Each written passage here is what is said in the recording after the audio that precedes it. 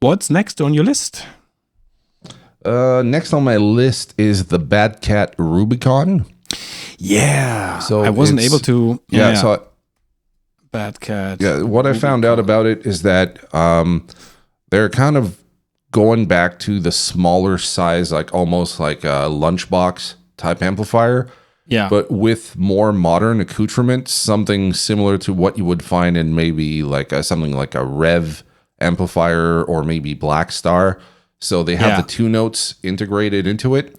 Yes. And they've gone beyond, because I have a Bad Cat here, and usually Bad Cat, just the name gets lit up.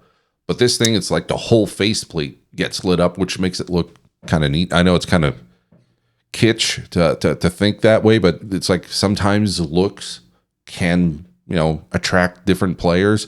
And this one here, I'm looking at it, I'm thinking, there's not just the faceplate or the logo that lights up. There's a whole thing, which makes it look kind of, I don't know, like lava or something.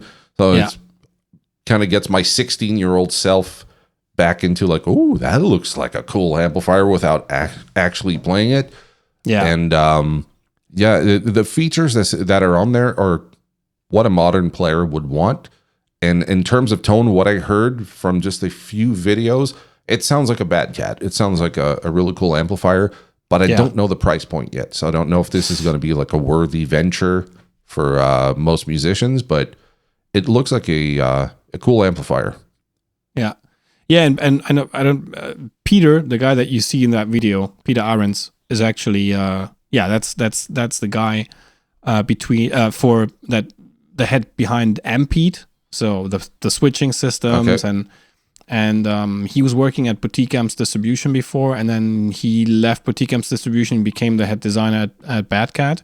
And since then, the company has really like taken a turn into a more modern direction. So they kind of have revamped all the things that they did in the past. So like the stuff that was already popular, the popular Bad Cat amps, they have updated those. And then, they came out with this, the Lynx amplifier, which is like more focused towards the modern player. And it's getting even more modern, because what I really like about it, since I'm a huge fan, is that the two notes torpedo is in there. So you essentially get an amplifier plus a torpedo Captor X.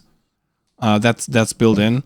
And I think this is, if you want to play tube amps, I think high headroom, low wattage with additional features is the future. It's what's gonna happen.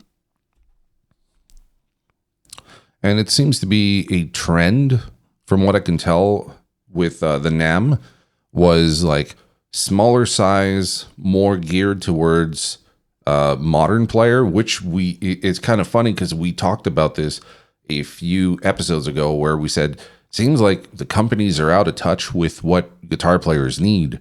Yeah. And then smack in the face, they come up with this. And then I'm like, well, I stand corrected. They were listening. We're kind of too eager to see a change, and they were waiting for NAMM to kind of drop it on everybody. Yeah. Whether it's that or the Kemper player, stuff like that, they seem to be shrinking down, modernizing, giving more options that are useful, not only for the gigging musician, but also people that are playing at home, which makes sense, because if you buy something like this amplifier, it's very different than the Hot Cat 30 that I have, which is like, this one here is a 2005, so there was none of those technologies available at the time. So you plug this fucking thing in, man, and it is loud. It's a loud 30 watts. And the only thing you can do is just like get an attenuator, but that doesn't exactly sound the same. So this here, for a modern player, which is pretty much anyone alive right now, makes a lot of fucking sense. Because, I mean, if you don't have a cab, you live in an apartment, you want a tube amp, but you don't want to buy all this extra gear, well, you got the XLR out, send it to your audio interface or whatever, and there you go. You can play a great sounding tube amp that has what you're looking for in terms of headroom and all the options and stuff. So yeah, I think Bad Cat is really trying to disassociate themselves from being just like a similar or almost a copy of a Matchless, which they kind of were at first. Yeah. And now they're trying to rethink their branding. And I think it's really smart of them to do that, because now they're going to have their own image. People are not going to be associating them and confusing them with Matchless. They're going to be like a different entity. Yeah. So yeah, very smart marketing. Yeah, 100%. And I think this thing is going to sell really well. Not only because I know that, I mean, Peter's a genius. Peter is a genius. The amps he made, they're killer. The switching systems that he made, that he created, they're absolutely killer. And wherever he was, whatever he was doing a great job. Obviously, he was repairing a lot of amps and modifying a lot of amps when he was living still here in Cologne. Now he lives out in California. But yeah, I know that this thing is gonna rip 100%.